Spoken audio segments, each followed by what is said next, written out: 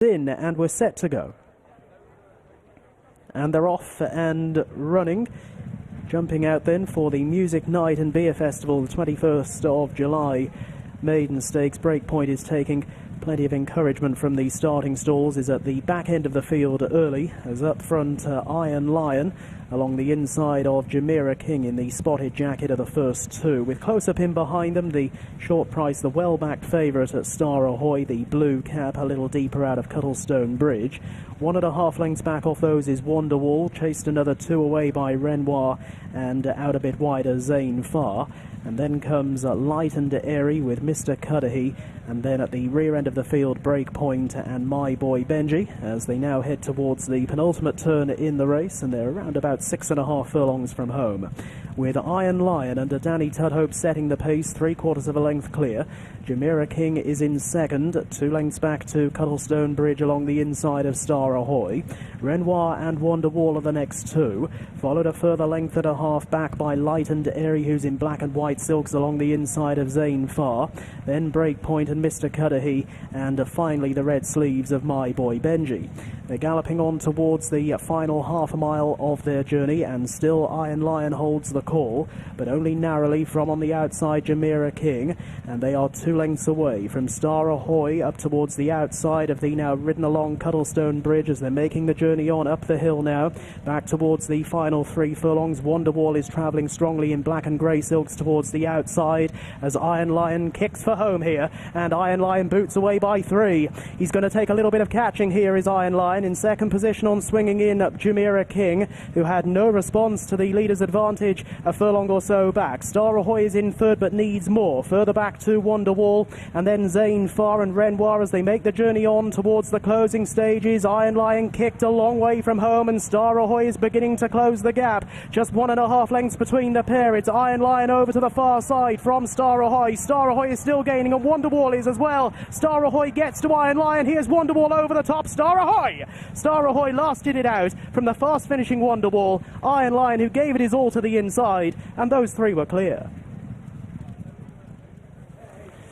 He's got the job done, Star Ahoy. Didn't look pretty if he did take the long odds on. About him, he's held on from good old Wonderwall this side. It's officially a photo of Wonderwall this side. Far side is the early pace setter Iron Lion, who's run a cracker. But Star Ahoy's your winner. He has. He's needed the trip, hasn't he? And he's made hard work of it.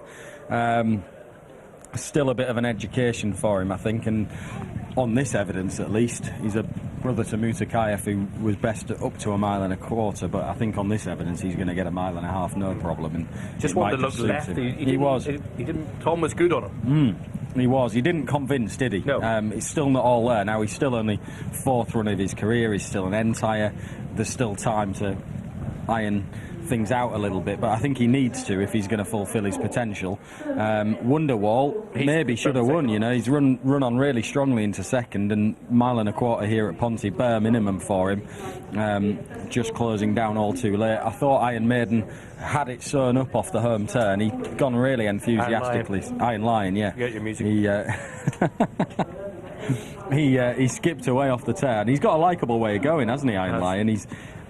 He hasn't won yet. He will win races. There's no badness in him at all with his string of placed efforts. I think he could go into handicaps. Over 1.5 miles was 3-year-old weight for age at this time of year. Yeah, he certainly would. Yeah, 78. You know, if they'll probably will leave him about there. You know. Yeah, the winner's 80. Don't think he wants to go up any for that. No, absolutely. But I think he will be very competitive in handicaps. Iron Lion. Of all of them, he's just got he's got an easy way of travelling. He's enthusiastic, and when Danny asked him to quicken, he did quicken, and ultimately he's just been outstayed, I think, hasn't he? Really, 2 strong stayers in behind him, and they've that final punishing furlong of Pontefract has just caught him out a little bit, but he's gone like a horse with plenty of talent anyway. He's a runner for the race, Iron. Like, no, Danny told him, I don't think he'll dismount and play him A, B, C and D, will he? No. He's just run well. He's run well, and I think if anything, it's just that the tracks maybe caught him out a little bit. And he certainly travelled best and quickened best off the turn. Pick it up here with Wonderwall on the outside. He's sort of in mid-division. He's coping pretty well with the tempo of a flat race, isn't he, for the first time, over 1.25 miles. He's obviously not not short of pace. He has to spot a couple of lengths to the winner turning into the straight, and it takes him a while to sort of hit full gear, but when he gets that rising ground, he does really stay on strongly. Wonderwall, like I say, it's going to be a bare minimum 1.25 miles, and all things considered, they'll be delighted, I'm sure, with that for a start to his flat career. Still here is hoping that Iron Lion would hold on. The eventual winner's just lugging in, not making life easy for Amor Jockey. Yeah, that's right, but it's a stiff finish. Further back, Jumeirah King, first start here in the UK, has got nowhere near running to his mark of 80. Zayn Far's shown a little bit in behind in fourth, dropping 2 furlongs from the debut last year. He's kind of been a bit outpaced and looks as if he needs to go back up in trip, doesn't he? But he's still a bit of a work in progress, judging by his behaviour in the starting stalls and things, but this has been a sharp enough test for him, but he's stayed on like he's still got that ability from last year. Okay, one's gone in for William Haggas and Tom Marquand, obviously in their feature. They've got a Purple Pay in their Wellery's Digital Solutions Pipalong Stakes. It's their feature. It's up next. We'll try and grab a word with Tom Marquand, the winning jockey, before he goes out there, as we watch it back one last time. And just here when Danny kicks off the final bend, you think he's just stolen the mark. Yeah, exactly. I think there'll probably be tracks that suit the third a little bit better, really, because he's not short of pace, is he? He's enthusiastic, he travels well, he quickened off the bend, but I think he'd run his race by the time they closed him down that last 100 yards. He'd done enough and he was out on fumes a little bit, and there might be tracks, less punishing tracks than Pontefract, that maybe suit him better. Okay, let's get the full result for second race of the afternoon.